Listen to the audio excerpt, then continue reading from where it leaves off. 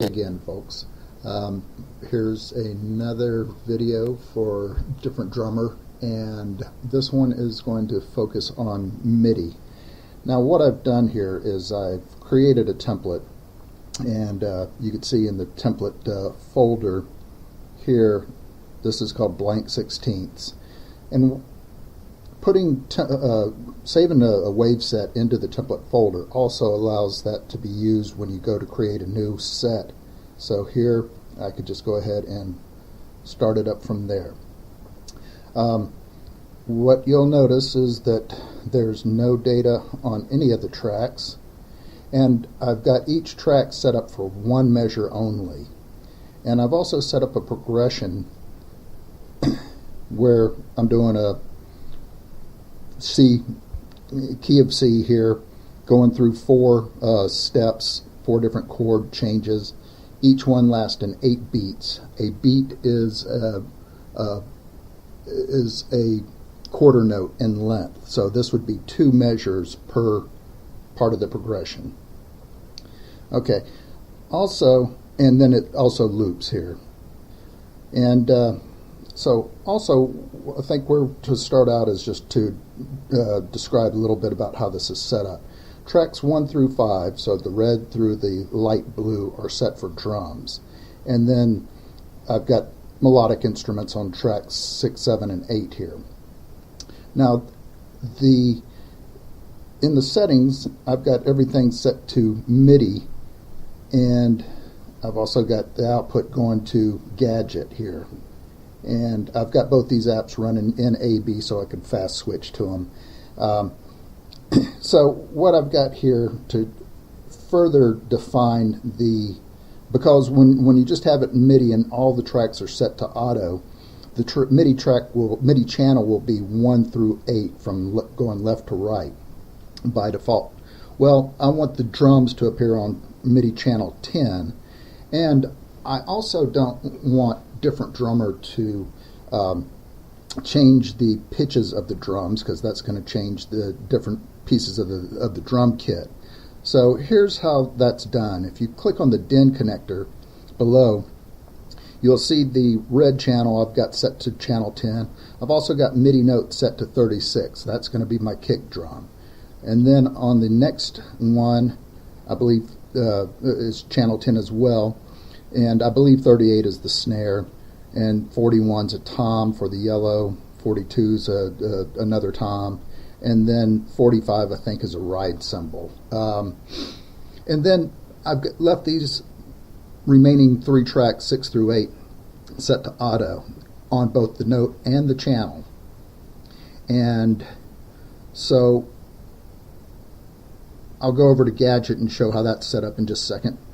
But this is also noteworthy as well. If you're going to use the pan wave, by default it's set to 10, but you've got the ability to send out a multitude of other CCs controlled by the pan wave shape.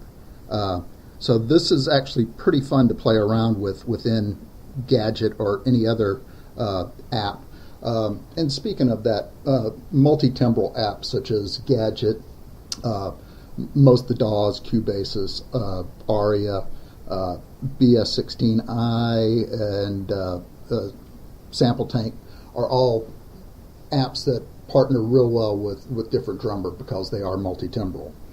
So let's go over to Gadget for a moment, and you'll just see that I've got Gladstone set to channel 10, Madrid to channel 6, and Dublin, so I'm actually layering channel 6 across those 2 synth modules. And then I've got Wolfsburg on 7 and then Marseille on 8.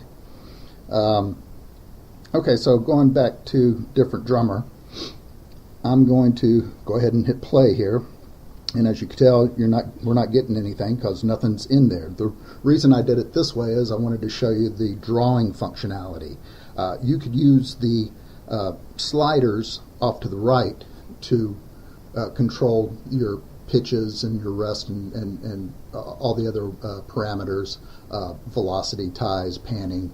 But in this case, I wanted to show you that you could actually just double tap and throw a note in. And you could also just draw, which is really fun for a melodic instrument, and even for let me switch over to, so that's drawn the notes in. Now I could shift over here and erase certain ones.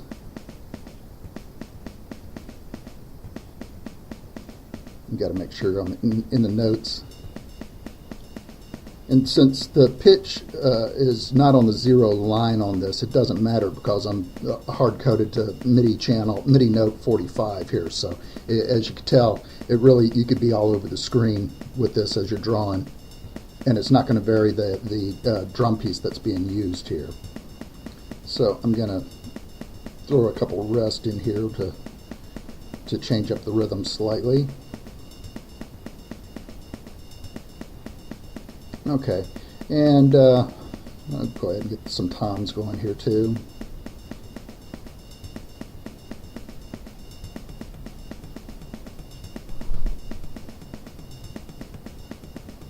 Okay, and now let's go over to channel 6. And again, on Gadget, 6 is going to be the Madrid and the Dublin. So bass primarily.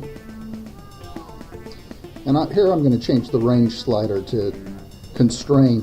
What's happening is as it goes through the progression, it's only using notes within that portion of the progression. So in the case of the D4 that it was just on, it'd be using keys, just notes within the D4 minor 7th.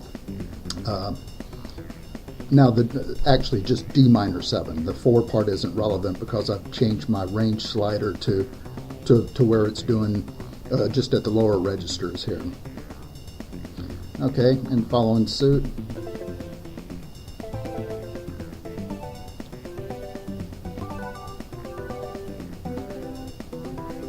So you can hear in these where I've got it set to auto that the pitch is being applied to it. Anyway, I believe that was the main things I wanted to show with this. There's certainly going to be more to follow, and as always, if you have questions, feel free to leave a comment on the YouTube post or give me a ring on Audio Bus Forum, which I frequent.